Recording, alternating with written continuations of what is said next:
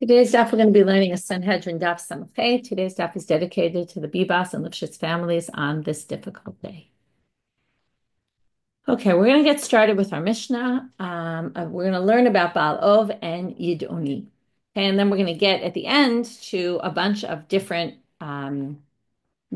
sorcerers mentioned in the Torah, different magic, things that are problematic. We're going to, as I should say, I should introduce this by, we're going to try to understand what exactly these things are.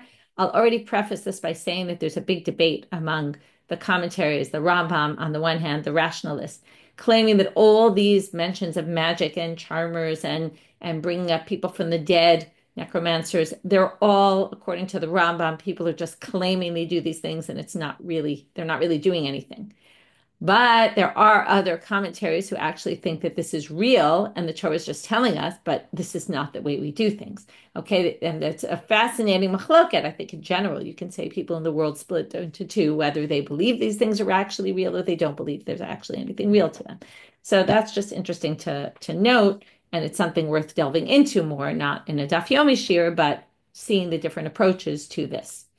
There's a study guide for today, which will help for sure on the first part of the daf to organize things. And we're going to get started. Since our main topic is Baal Ov and Yidoni, I wanted to first start with the psukim in the Torah. Okay, we're going to do that right now. We're going to look at them on the study guide, the psukim that discuss the Ov and the Yidoni. Okay, so we have 4 different psukim. And the first one is Vayikra Yutet, verse Lamed Aleph. And we're going to divide into the same way we have with the Arayot. There's the negative commandments, and then there's the death penalties. So, al tifnu el ha'avot el yidonim, al tavakshu l'tama behem, ani Hashem Elokechem. Don't turn to ovot and yidonim. Okay, you're going to notice that in all the psukim, ov and yidoni go together, and that's going to play a central role in our daf today, at least in the beginning. So don't turn to them. Now, this commandment is actually to people not to go to people like that. Okay, not to actually the Baal Ov and the Yidoni, the person who does these things. They're going to haven't defined them yet, but we'll get to defining them. But first, they're saying don't, as a regular person, don't go to one of these people for advice. Vayikra Kaf, chapter 6, discusses the death penalty. If you go to these people, that person will be destroyed. Karet. Now, this seems also to be talking about the person who goes to them, although we'll see the karet seems to be also for the Baal Ov and the Yidoni, him or herself. In Vayikra, in that same chapter, Kaf, which by the way is interesting because that's where all the Arayot are mentioned in Perek Kaf, and the Ov and Yidoni appear in the same chapter. And that's where all the death penalties are, right? What you get if you do it in Vayikra Kaf. So here we have Isha Isha Kiyebem Ovo Yidoni, and if you have among you an Ov or Yidoni, Mo Yamtu Be'evin Yergamu Otam Demeim Bam. There you have Skila, and that's why they're here in our Mishnah, because we're talking about those who get stoned. So here we have an Ov or Yidoni gets stoned. And then in Dvarim Yud Chet, Psukim Yud Aleph, it talks about, again, a negative commandment. Lo yimatzeh b'cha, will not be found among you. That's a negative commandment. In other words, again, we have to be warned not to do this. The ma'avir b'no b'to ba'esh, which we learned yesterday about the molech. And by the way, Shuli Mishkin's flashback was all about the molech in Gei Ben Hinnom, where it was known there was molech. You could read up about it from a historical perspective. Kosem ksamim, someone who does magic, me'onen, menachesh, mechashef. We're going to talk about the onen and the menachesh later today. V'chover chaver, we're going to talk about them also. That's a charmer. V'shoel ov yidoni v'doresh al hametim. Okay, we're going to also have to differentiate today between a shoel ov, which is someone who brings up people from the dead, and doresh al hametim, which also sounds like someone who brings up people from the dead. So we're going to have to explain all that. Okay, these are our psukim. The one thing that is going to be important later, that's going to play a key factor, is in all these psukim, it says, Ovod and Yidonim, Ovod and Yidonim, Ovod and Yidonim. But in one pasuk, in Vayikra Kaf Kaf Sayim, where it talks about the death penalty, it says, Ov O Yidoni. That's why it's bolded and underlined. Or, okay, or is usually a separator term. Because in all the other places, they seem to be put together. But in that one place, it seems like a separator term. We're going to get back to it. So let's get started with our daf without enough introductions. Mishnah starts defining to us what are these people, even though you'll see they don't really define it well enough. Rashi is going to have to help based on the Gemara later. Baal Ov ze pitom, that's like what they would call them, I guess, in the days of the Mishnah, pitom, Hamidaber mishechio. Okay, this is a person. Rashi just says a pitom is a shem mechashef. It's a type of, sorcerer type thing, which midaber mishechio speaks from his armpits. Okay, or her armpits. What do? They bring up, right? In fact, in the Torah it was a Baalat Ov. If you remember the famous story where Shaul HaMelech wants to bring up Shmuel from the dead, and he goes to a Baalat Ov. And the way they work is they bring up the dead, and then the dead speaks from under the armpits of the Baal Ov. Okay, the sound comes out from there. We'll learn also it could be between the joints or under the armpits. Yidoni zeh medaber bepiv. Now, Yidoni is not someone who brings up people from the dead. Yidoni takes, according to, again, Rashi explains based on the Gemara that we'll see later on Amud Bet, there was a chaya yesh ushma yadua. There was a certain animal called a yadua, and he would take or she would take a bone from this animal, stick it in their mouths, and then the bone would start speaking. Okay, it was a way of magic that there would be sounds coming out of the bone. The person wouldn't move their lips. They would just, which is going to be an important factor coming up. Okay, but they would just put the bone between their lips, and the sound would come out. Okay, I see you're talking about upside down. That's going to come up later. Not to worry. Okay. Okay, so these people, they get stoned. We already saw that from the Torah. But anyone who asks them is only warned, meaning, right, that it sounds like they're warned, but they don't get the death penalty. Okay, it's more like just a negative commandment. So now the Gemara says, the Gemara is going to start by comparing our Mishnah to another Mishnah. Now, in our Mishnah, Ov and Yidoni come together and they both get stoned. But in the Mishnah in Keritot, which I'm going to share my screen right now, and we're going to look at it inside. Okay, the Mishnah, in the first Mishnah in Keritot, which is all about who gets karet, and not only who gets karet, there's 36 Keritot b'Torah, and all those people get karet. Now, what does it help the court to know that people get karet? It's a God-given punishment. But if you do any of those things unwittingly, you have to bring a korban chatat, right? Shgaga, if you're shogeg in any one of those areas, you bring a sin offering. So that's important for people to know. So listed in that list is the Baal Ov, and missing from that list is the Yidoni. Now, it doesn't make any sense. Remember, we saw B'nichritu, and that was by Baal Ov and Yidoni, and what's going on here? And it just seems strange. Our Mishnah has them both the same, and when it comes to a korban chatat, it's not mentioned. Now, the other important thing you have to mention about this Mishnah is at the end of that Mishnah, one of the things mentioned in the list is a migadef. And at the end of the Mishnah, the rabbis appear, and we made mention of this before, and we're going to come back to it today. It's going to play a central role. The rabbis say, Yatsa migadef she'eno oseh maaseh. There's a big debate whether the migadef is included or not in this list. And then later in the Gemara on Daf Zayin, they're going to say the Tana of the Mishnah who said the migadef is included and has to bring a chatat is Rabbi Akiva. And the rabbis say Megadef has to do a maaseh. And the Megadef, if the Megadef doesn't, Megadef just curses God, just moves lips, right? That's not an action. We always talk about words are not considered actions, although today we're going to raise a big deliberation about that. But words are not actions, and therefore the Megadef doesn't bring a korban chatat. Okay, that's an important thing to understand. So we have a debate in the Mishnah. Sorry, I confused you with misquoting all that stuff over there. I'll have to check it after class and fix it. But basically, Rabbi Akiva says Megadef has to bring a sin offering. Rabbis saying, no, that's not a maaseh. So now let's go to the Gemara. The Gemara says, why is Baal Ov and Yidoni in our Mishnah, and the Yidoni does not appear in the other Mishnah? So Rabbi Yochanan, we're going to have a machlok at Rabbi Yochanan Reish Lakish. Rabbi Yochanan Amar, Ho'ilu shnehem belav echad ne'emru. Rabbi Yochanan says it's missing, but it's not really missing. A Yidoni belongs in that Mishnah. When it says Ov, it means Ov and Yidoni. Why did it not mention them separately? Because in the pasuk that says, don't do this, they're mentioned together. So Ov is like a catchphrase that includes Yidoni. So it's not really, they're two different things. But the Mishnah there just said one, when it really meant both. And they count as one. This is also like the way you count mitzvot. There's one lo taseh with two things. So he counts it as one. Reish Lakish amal, Yidoni lafisha ein bo maaseh. Reish Lakish says, why is Yidoni not mentioned? Because it has no action associated with it. Remember I said, right? He just puts the bone in his mouth and the bone speaks. So there's no real action going on here by the person. Okay? So therefore, because there's no action, there's no chatat. Okay. We're gonna have to discuss these opinions a little more in depth. So first question is a very simple one. Rabbi Yochanan, Mishna, Baal Ov Denakat. If it's Baal Ov and Yidoni, why they choose to say Baal Ov and not Yidoni? Okay, if they wanted one for both. Well, that's very simple, Mishum de Patach Bekra, because in all the psukim I showed you, and you can look again at the sheet, in all the psukim, Ov comes first. So because Baal Ov comes first, that's the one mentioned in the Mishnah. Okay, that was a very simple question. Now we're going to get a little bit more complicated.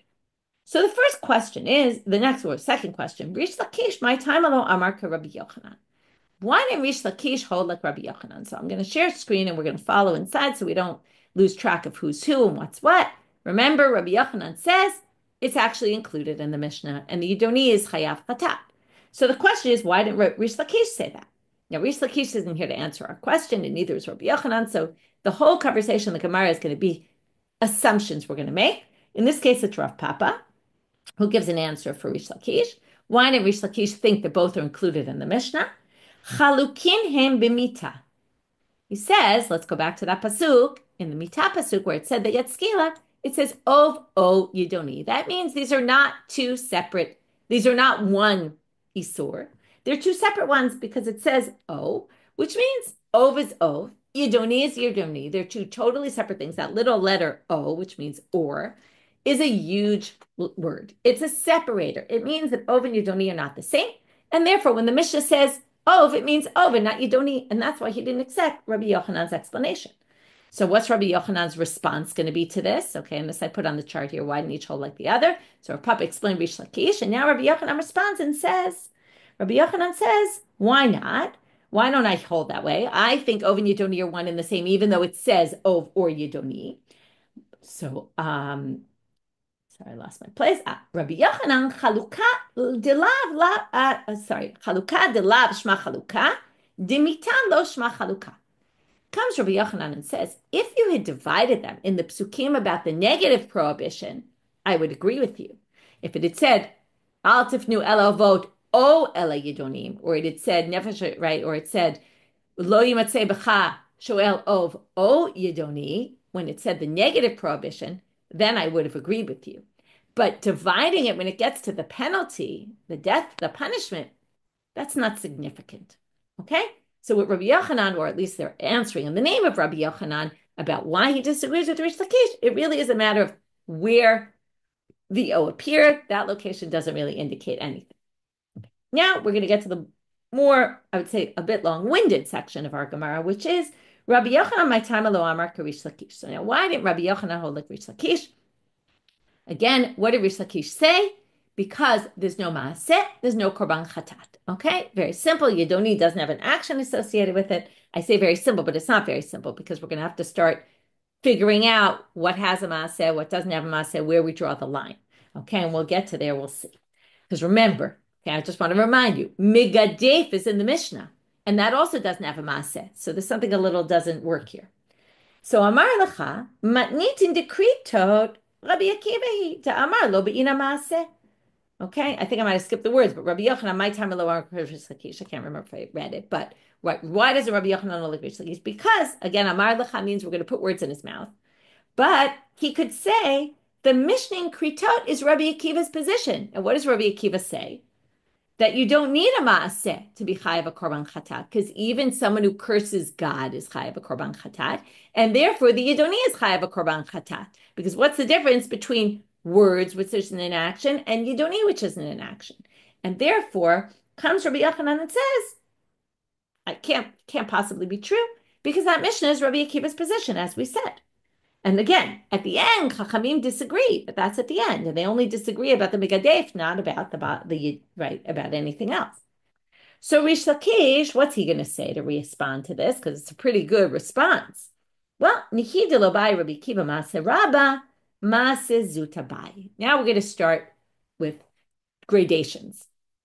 We're going to say that while Rabbi Akiva didn't require a Maaseh for Megadef, and he said you're chayav a chatat, is because a megadef is a partial maaseh. Okay? There is a little bit of a maaseh in there. We're going to talk about what that is in a second. Maybe I'll even just finish this thought. Megadef, my maaseh ika. What kind of action is there in megadef? Akimat sfatav have maaseh. Moving your lips is a maaseh. Now that's different from the Yidoni, because what does the Yidoni do? Takes a bone, puts it in his or her mouth, and then doesn't move. They don't move their lips. The sound just comes out from the bone. So that's not a maaseh. Okay, we're going to have a gradation. Putting the bone in the mouth is not a maaseh, but speaking, right, saying of cursing of God is a maaseh. And that's how Reish Lakish is going to explain the Mishnah. So now we have to figure out, though, and this is where it's going to get a little more complicated, Baal ov ma maaseh ika. What is the Baal ov doing then that's considered a maaseh? Because remember, the Baal ov is in the Mishnah. So we say the Megadef is in the Mishnah, the Baal ov is in the Mishnah, not the Yidoni. So we got Yidoni and Megadef. The Megadef moves their lips, and the Yidoni doesn't. Okay? So we got that. Where does the Baal ov fit in? What does the Baal ov do? And now we have to figure out what really does the Baal ov do, and why would it be considered an action that it appears in the Mishnah? So the first answer, we're going to have three answers in the end, what he does. The first answer is Hakashat Zrootav Have Maaseh. Okay, what do? In order to get the body to rise up, they clap their hands together. Somehow they smack their hands together. They do an action. That's an action. Okay, now we're going to say for a minute. Now let's just remind ourselves. We talked about this machloket before about Reish Lakish and Rabbi Yochanan, and the issue of, or the Rabbi Akiva rabbis debate about the bowing. Remember bowing? And we talked about, right? Terry helped me with that word, that it was immaterial, right? Nothing really changes when you bow. And if you remember, we're going to read it right now. They're going to say, if you bang your arms together, the Baal ov, that's a maaseh afilu the Rabbanan. Is that even the rabbis would agree with this? Okay, so now we're going to see the Hatanya. Doesn't it say in a bright? And we're going to try to say it doesn't really make sense that the rabbis would think this is a maaseh. V'hatanya, or we're really asking, right? According to Reish Lakish, we're now saying again. Let's go through our list. We have Megadef is not a maaseh according to the rabbis, but Rabbi Akiva holds it is. Why more so than the Yidoni? Because the Yidoni doesn't move their lips. The Megadef does. Baal ov, is that now? For sure, Rabbi Akiva will think Baal ov is an action because they're banging, smacking their arms together, which is going to be like we're going to see in a minute, bowing. Okay, but bowing, I'll just tell you outside for a minute, and then we'll read it inside. Bowing, according to Reish Lakish, if you remember, is only Rabbi Akiva and not the rabbis. So now we're going to say it's very hard to say the rabbis think that the Baal ov you'll have to bring a chatat for because it's no different really than bowing. Okay, because smacking your arms together is kind of like bowing. Remember, we said nothing really changes from that action. So let's read it inside. The Rabbanan, do you think Reish Lakish says it even according to the rabbis, they'll think it's an action? You'll see at the end why it's important to say it's according to the rabbis, because if you can't say it's according to the rabbis, then something doesn't work with that Mishna in Keritot, and we'll see in a minute. Now, when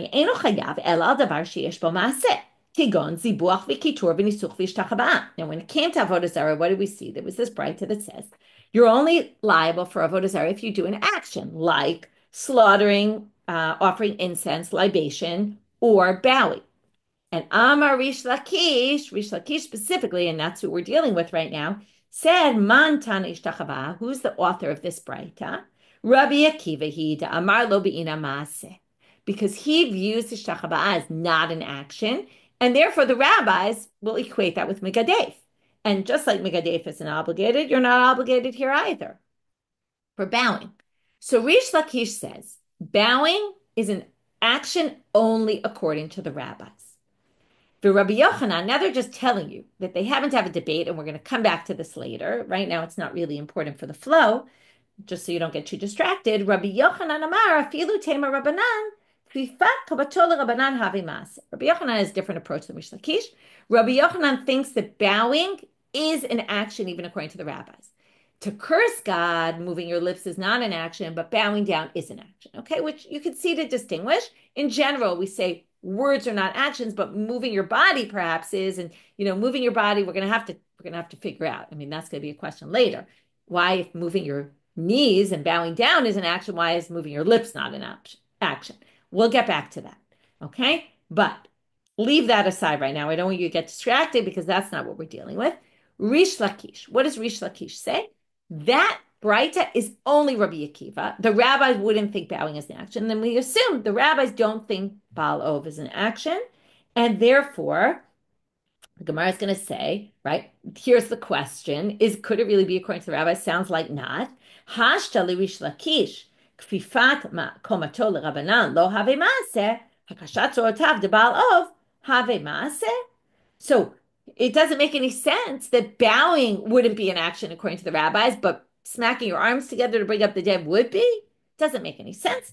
To which they say, fine. So just say very simply, Kika Amar Reish Lakish Nami Rabbi Akiva Aval Rabbanan Lo.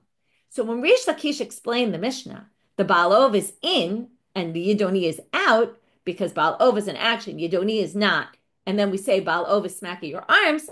He must think that Baal Ov is only Chayav Chatat according to Rabbi Akiva. Now that makes perfect sense, except for one major thing, which is going to make this whole thing fall to the side and reject this whole explanation of what a Baal Ov is. Because if so, remember the Mishnah. What did the Mishnah say? These are the 36 things that you get karet for, and if you do them bishkaga, you're going to bring a sin offering. And there was one they had a debate about, which was the migadef. And what's in the list? Baal Ov. So that's why the Gemara started and said, when Reish Lakish explains, right, when we said the Baal Ov is someone who smacks their arms together, and then we said, according to Reish Lakish, that's considered a maaseh like bowing. But Reish Lakish thinks that bowing is only maaseh according to the Rabbi Akiva, not the rabbis. And then Baal Ov would have to be only according to Rabbi Akiva and actually not the rabbis. But then if so, Yatzam Megadefu Baal Ov Mebaile. It should have said at the end of that Mishnah, the exception to the rule is the Megadef and the Baal Ov, according to the rabbis. That the rabbis don't think that those are both obligated. And it doesn't say that. So it can't be, now where are we back to?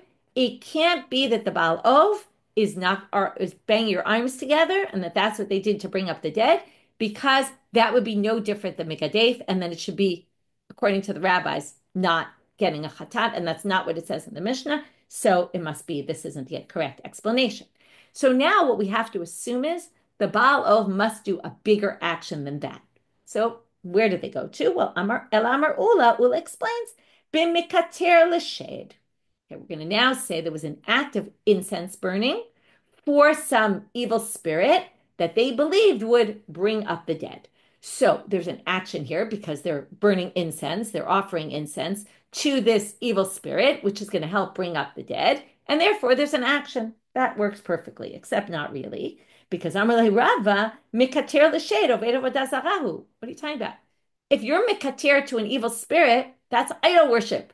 And we're in Baal Ov, which is not idol worship. So that's a bad definition because then it doesn't belong in Baal Ov. It should belong in idol worship.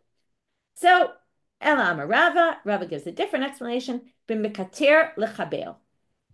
He offers incense like a charmer. He's trying to, why is a charmer called a chaver? They try to bring things together. Okay, so he offers incense in order to charm, meaning he's going to charm, right? Like those snakes, those people who do the things with the snakes and they make the snakes move. So what's he trying to do? The Baal or the Baalat Ov, what they're trying to do is bring up the dead through offering incense, and that charms them. So great, we're going to basically bring up some people say it's actually bringing up the demons to get the dead up, or maybe bring up the dead. Okay, basically it's charming. So now the Gemara says, wait a minute. Abai says to Rava, okay, so this is answer number 3. I just want to remind you of the structure. We basically had a question. Why doesn't Rabbi Yochanan hold like Reish Lakish? We explained why Rabbi Yochanan didn't hold like Reish Lakish, because he says the Mishna is Rabbi Akiva, who doesn't need a maaseh. And then Reish Lakish is going to say, well, he doesn't need a maaseh. A big maaseh, he needs a small maaseh. At least it has to be some sort of maaseh. And then we said, right, so the Megadef moves their lips. The Baal Ov, and the Yidoni doesn't do anything. Again, this is all within Reish Lakish. And then they said, well, what's the maaseh of the Baal Ov? If that's the case, that's in the Mishnah. the first one doesn't match because it would only match Rabbi Akiva, not the rabbis. And we see that the rabbis all agree about a Baal. So then we try option 2, which was you're mekater l'shade to the evil spirit. You bring the incense to the evil spirit. That's avodah zarah. Third is you use the incense in a way to charm, okay, as a charmer would. And then, in others, again, either to charm the evil spirits or to charm the dead. Okay, right. I guess it is to charm the evil spirits because he says, sorry, mekater l'shade oved avodah. Sorry, mekater. Right. It doesn't say. It says mekater l'chabel. So the commentaries disagree a little bit. Now, Amalei Abai says, wait a minute. That doesn't work because mekater l'chabel, if you're doing it to charm, chover chaverhu, then that's not Baal Ov. Just like we said before, that's avodah zarah. This is chover chaver. That was listed separately. Now it's already at least in the parsha of Baal Ov, right? It's in the same pasuk, but it's something else. That's a chover chaver, and in fact, the punishment for a chover chaver for a charmer is only a lo tases. You get lashes. You don't get the death penalty of stoning. So that doesn't make sense. To which Rava says, no, I've got no problem with that. It means yes. Yes, in fact, you're right. It is a type of charmer, and it does say chover chaver, but HaTorah amra chover ze b'skila. Like chover chaver is an umbrella term, which could mean like a snake charmer, or it could mean this kind of charmer who's charming the evil spirits to bring up the dead. And that gets stoned. Okay, we have different types of charmers in the Torah, and one is called a chover chaver, which is a more general, which relates to a certain type, and this one's a different type, which is the Baal Ov. Okay, so that's how Abai explains it, and that's how we finish. That's the only answer. I'm sorry, that's how Rebbe will explain it, and that's our real answer to what a Baal Ov is. Why a Baal Ov gets a chatat, because they're actually offering incense. They're doing a real action. So if we do the gradation of actions, we have action, we have moving lips, which according there's a machloket about. Okay, Baal Ov, there's no machloket. That's a real action, which we now defined as offering incense. Second is migadef, where we have a machloket. And then there's the Yidoni, who nobody thinks is, according to Reish Lakish, because Yidoni is not an action at all. Okay, that's Reish Lakish. Now we have to go back to Rabbi Yochanan. But before we get to Rabbi Yochanan, we're just going to go off a little bit on the chover chaver, Tanu Rabbanan, chover chaver. What is that? Echad chever gadol, echad chever katan. Okay, whether it's small or whether it's big. And then, whether you get, I guess, a lot of things or a few things. Vafilu nechashim and akrabim, even if you, here's snake charmers and scorpions. Amar Abaye, hilkach mandit. Now, why are they even? Because those usually you're charming because you want to get them away from you, okay? And the idea of chover chaver is they're bringing things together to bring things together. But that's why it's l'chabel. But even if you're doing it to get them together to be away from you, not that you want them, but you want them away from you to save people from them, that's also. And therefore, Amar Abaye, hilkach mandit samid zibur of akraba. If you take a hornet and a scorpion and you charm them, basically what they explain is that you're getting them to fight against each other and kill each other. You're bringing them together, not to bring them together, but so they actually kill each other and leave you alone. Also, you're going to be chayav, okay? It's also a soul. Okay, even though you're trying to have them not harm you, it's still forbidden to do that. Okay, that was just an aside to explain some things about a chover chaver. Now we're back to our topic. Rabbi Yochanan. Rabbi Yochanan, now we're a little bit confused about, because Rabbi Yochanan said bowing, even according to the rabbis, is a maaseh. So now we have to figure out the differentiation between bowing and migadeh and cursing. Cursing, remember, the rabbis say is not a maaseh. That you can't disagree with. That's explicit in the Mishna and Keritot. So, Rabbi Yochanan, Mishna dekfifa komatol Rabbanan havi maaseh.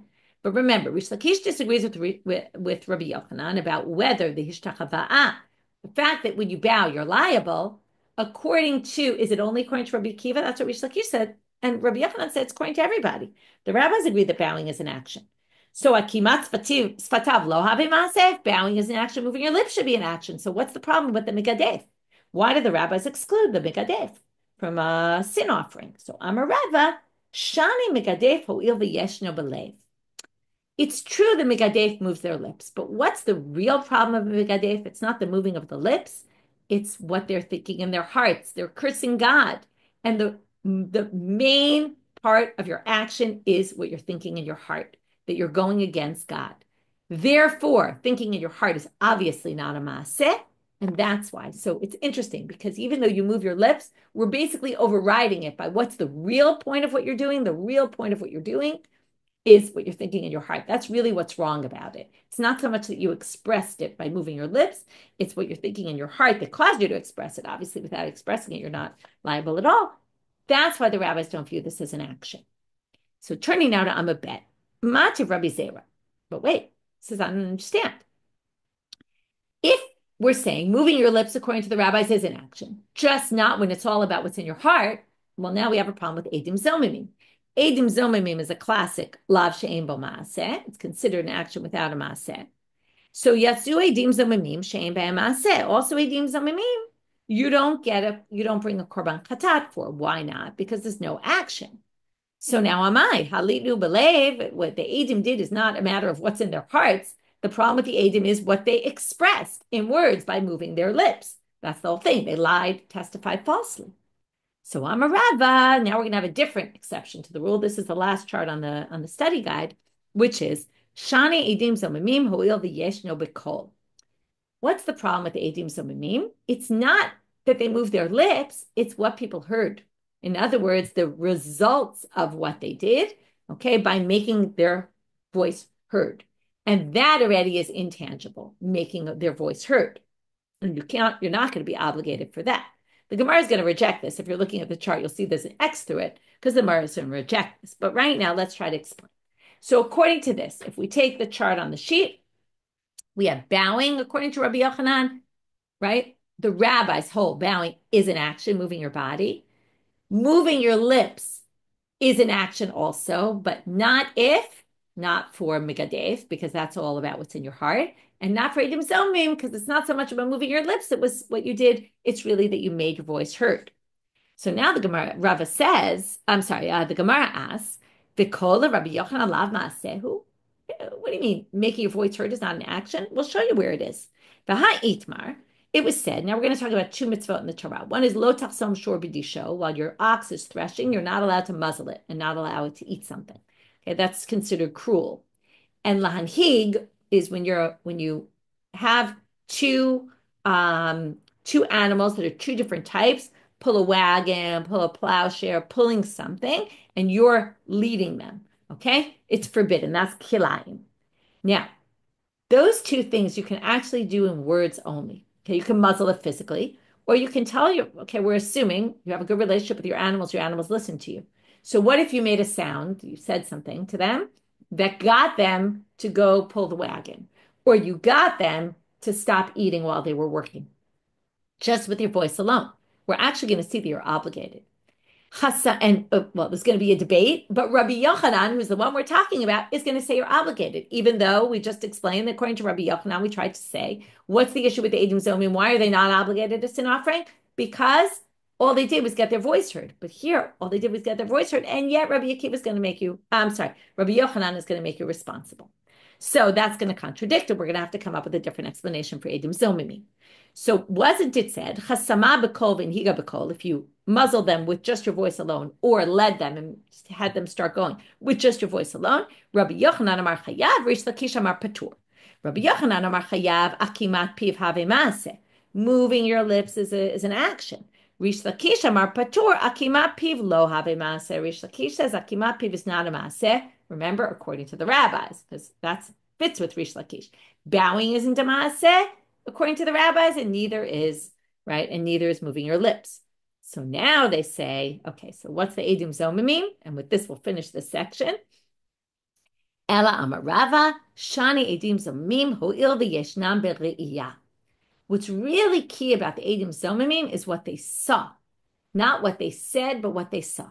And this is a major problem because maybe Eidim in general, but Eidim Zomimim actually didn't see anything. They made it up. So there's a bit of a problem with this girsa. I think it's the Rif, has his girsa says bi'iyah without the Reish. What is iyah? Iyah is when you say iyah, okay, where you don't move your lips at all. In other words, you can just say iyah. Now, what does iyah mean? It's like saying yes, okay? Now, there's this case where somebody, remember with the Berechet Hashem, when you curse God, okay? And then we have someone who curses God. If they don't want to say it explicitly, So the second witness could come in and say, oh yeah, I say like him, and that's accepted. Because remember we said by Torah law, that's accepted. So theoretically, you could say, yeah, and that means, yeah, I agree with him. And then that would be accepted in court. So there you have that. That enough could be the minimum way of giving testimony could actually include not moving your lips at all. And that, okay, it's also a bit of a hard explanation because that's not usually what Adim do. But anyway, it's a little bit tricky exactly why these Adim Zomimim don't belong. Is it Re'iyah? Is it because Adim in general has to do with what you see, even though these guys obviously didn't see anything and just lied? Okay, we'll leave it aside, but at least we have some sort of explanation as to why Adim Zomimim is different. Tanu Rabbanan. Okay, if you want to follow, I found when I was preparing, the flow was a little complicated, which is why I charted it out and organized it. But basically, I'll give a quick summary of what we did so far. We have a contradiction, or a seemingly contradiction. Our Mishnah puts Baal Ov and Yidoni together for skila. When it comes to chatat, a sin offering, Yidoni is not there. Rabbi Yochanan says it is there. It just calls it Ov. It includes Yidoni. Reish Lakish says it's not there because it's not a maaseh. Right, and then we had a whole question, and then we have to in the end say, right, it's not a maaseh, even according to Rabbi Akiva, it's not a maaseh, right? Because Rabbi Akiva says even maaseh, well, he requires a small action, and then we had to figure out specifically, according to Reish Lakish, how does he understand what a Baal Ov is? Because a Baal Ov, right, everybody thinks it's a maaseh, and then we had to grade them why we have those three, okay, in that order. You don't eat nothing. The Migadef in between, and where there's a machloket, and the Baal Ov, which everyone agrees is in the list. And then we had to figure out what actual maaseh is, and it took us 3 attempts to try to get to an answer. And then we just had to figure out what's the gradation according to Rabbi Yochanan, why, according to the rabbis, Hishachava'ah is enough of a maaseh, because they had that disagreement with Reish Lakish about it, Rabbi Yochanan. Why Shachava'ah is a maaseh, but moving your lips is not a maaseh. In the end, moving your lips actually is a maaseh, unless it's a dim zomimim and unless it's a megadef, basically, because they have each their own reason why they're not considered. And it's because there's something bigger going on than the moving of the lips. It has to do with something else more major. And that overpowers it and basically makes it not an action. Okay. Baal Ov, Tanu Rabbanan. Baal Ov, Zah Medaber Ben HaPrakim, Umibena Tilei Yadav. Now we're going to have right to the explains a little bit better.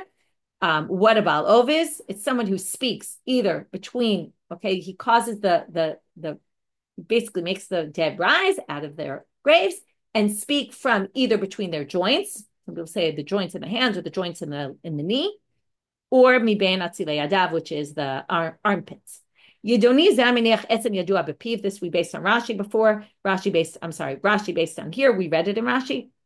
You put the etzem from an animal called the yadua in your mouth, and words come out. Meitive. Now we have a problem though. If we say the Baal Ov is bringing the dead up, and then the sounds are coming from the armpits or the joints, it says in a different source, okay, v'haya ke'ov, okay, this is pasuk in Shayahu, your voices are going to be very soft, like an ov, me'eretz kolech, that the sounds come from the ground. Sounds like the sounds are coming from the ground, not from the armpits. My lav de mishaiki or it sounds like the dead talk from where they are in the ground. Lo, they say, no. It meant they come from the ground, the source is the ground, but the sounds come, right? The voices come up, and then it comes, you hear them from the armpits or the joints of the Baal Ov. Okay, same thing here. We're now going to bring a pasuk from the Baalat Ov that Shaul went to.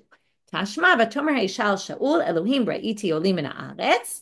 So again, I saw them coming out from the ground.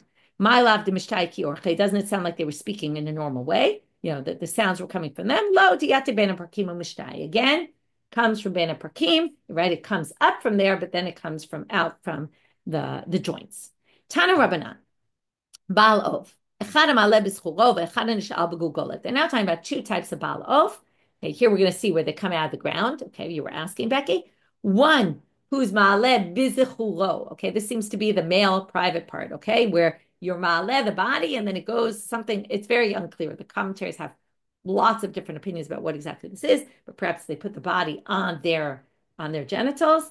And another way of doing it is asking from the skull, okay, which we're going to try to see a little bit what this is. Ma ben zelazeh, what's the difference? Ma'aleh bizichuro eno oleh kedarko. Okay, which Rashi explains means if you're ma'aleh b'scholo, then what it means is the body, or the way it works is the body comes upside down. Legs first come up, and then ve'eno oleh b'Shabbat, and this doesn't work on Shabbat. Okay, why doesn't it not come up on Shabbat? Because on Shabbat, why will the body agree to come out? The body will agree to come out because they think they're being judged, and therefore they'll come out. But everyone knows there's no judgment on Shabbat, so and obviously the dead know what day of the week it is. So basically, they will not come out on Shabbat. So it will never happen on Shabbat. Nish'al v'gugolet oleh kedarko v'oleh b'Shabbat. Okay, nish'al v'gugolet comes up in its normal way, although we'll see in a minute what that means. It's not what you think it means. And oleh b'Shabbat, and it will come up on Shabbat also. So the Gemara says oleh lehechasalik hakame manach. The nish'al v'gugolet, okay, they obviously knew this was the way it works, is that they stay in the grave. They don't come up. Okay, the ma'aleh b'schulo, it actually comes up. But the gugolet, it stays in the ground and it speaks from there. So, ela'ema onekid or kova oneh b'Shabbat. It answers. In other words, they speak from the way they're lying down, meaning they don't end up in this upside down position, but they speak from, and they do it on Shabbat because they don't need to come up. So it's not like a question of, they're only going to come up for judgment, thinking that that's what it is. Now, they're going to now talk about a conversation between Tornus Rufus and Rabbi Akiva. Okay, the Av Shalazo Sha'al Tornus Rufus HaRashat Rabbi Akiva. He was someone who engaged in a lot of debates with Rabbi Akiva. We've seen him before. Some people I think that he caused Rabbi Akiva's, he's the one who killed Rabbi Akiva. He was a Roman officer. Amarlo, Umay Yomi Yomayim. So he says to Rabbi Akiva, what's the difference? Why are there days that are different for you? Why is Shabbat a different day? What makes Shabbat different? Amarlo, Uma Gever Miguvlin. He says, what makes me different than you? Rabbi Akiva counter questions. So Amarlo, Demarit Sabe. He says, well, I'm in charge of you because my master put me in charge, right? He put me, I'm in charge of the Roman whatever, because I was put there by my superior officer. Shabbat Nami, Demarit Sabe. So comes Rabbi Akiva, he says, that's exactly what Shabbat is. We keep Shabbat differently because God told us. Amarle, Hachi Kamina. He says, no, what I'm really asking you is, Mi Emer Dahayin Shabbat. How do you know today is Shabbat? Amarlo, Nahar Sabbatyon Yochiach. Okay, now he's going to show there's all these signs that show that today is Shabbat. One is Nahar Sabbatyon, which even though the letters don't match, the sounds match Shabbat. Okay, so it's Nahar Sabbatyon was this river that flowed in one direction, and on Shabbat it flowed in the other direction, supposedly. Okay, I don't know so much about this. Baal Ov Yochiach, and that's exactly our point, because the Baal Ov, they don't get bodies up on Shabbat. So that's proof. Kivro Shalaviv Yochiach, your father's grave will prove, because Gehenom, all the people in hell would actually be burning all week, and they wouldn't burn on Shabbat. And therefore he says, She'em ala Hasham b'Shabbat. There's no smoke coming out of the grave of your father on Shabbat. There's my proof. Arlo, Tornus Rufus was obviously humiliated by this last one. He said, Bizito, you humiliated my father. Biashto, you embarrassed him. Vikilalto, and you cursed him. And obviously was very angry with him. Okay, Shoalov. Now we're going to get to some definitions of the different people mentioned in the Torah. Shoalov, Hainu Doresh Alametim. Isn't that the same as Doresh Alametim, as I mentioned earlier? Doresh Alametim, no, that's something different. Kiddetanya, Vidoresh Alametim, Zamar, Ivatzmo, Volech, Velam, Bebedak, you starve yourself, go sleep in the cemetery. Kadesha Tishra Lav Ruach Tumah. You want this Ruach Tumah to get on you, and then you can hear what the dead are saying. That's not the same as bringing up the dead, like we talked about. When he would get to this pasuk, he would start to cry. Rabbi Akiva, he would say, person who does this actually works. What do you think if someone didn't eat, and in order for the Ruach Ta'ara to get on them and they could have, let's say, prophecy, right? All the more so that should work, right? If someone could do it to get bad things, all the more so you could do it to get good things. But what's the problem? We sinned and now we can't do this anymore. It's basically, this goes back to what we talked about yesterday, the loss of prophecy in the world. Because of your sins, that's causing the split between you and God. Okay, had we not sinned, we would have been able to. And in that vein, Amarave ibaut tzadike, if tzadikim wanted to, baru alma, they could create a world. Shneamar kevanotechem hayum avdilim. In other words, it's the sins that differentiate us, but actually, tzadikim either can or potentially could have.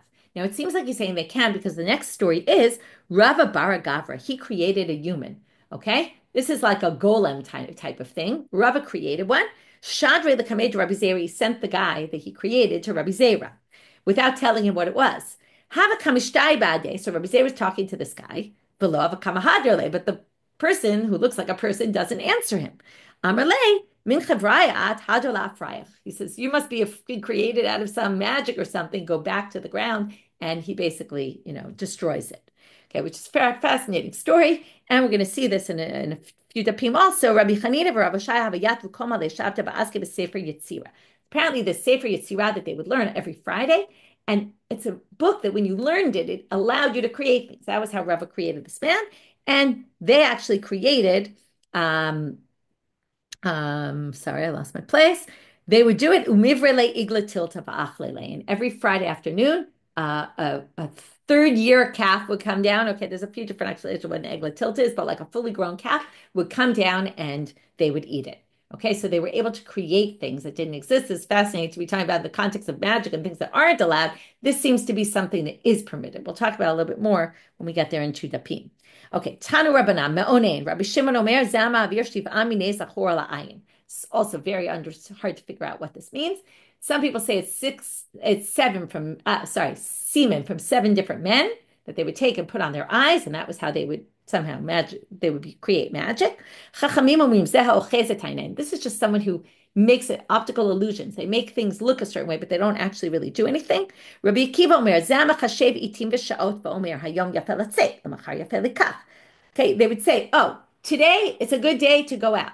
Today is a good day tomorrow will be a good day to buy things. In other words, they give these signs like, oh, do things on a particular day. That will be a good luck symbol for you. Limudei arvei shvi'it chitin yafot. They would teach that on the Erev of the Shemitah year, the wheats are the best that they ever are, and then they'll grow for 2 years, and all that, like giving these signs like it's always the case. We know it's not always the case. If you uproot the kitniot, the legumes, instead of cutting them, it will prevent them from rotting. Okay, these are random things that aren't true.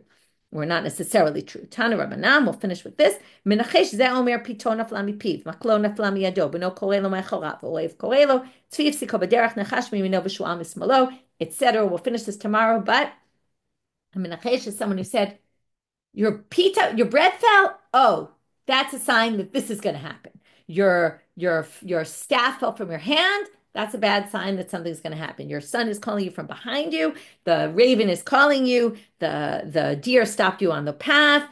The snake is on your right. The fox is on your left. Like those are all signs that some bad omen is coming. That's a me'one. That's a menachesh.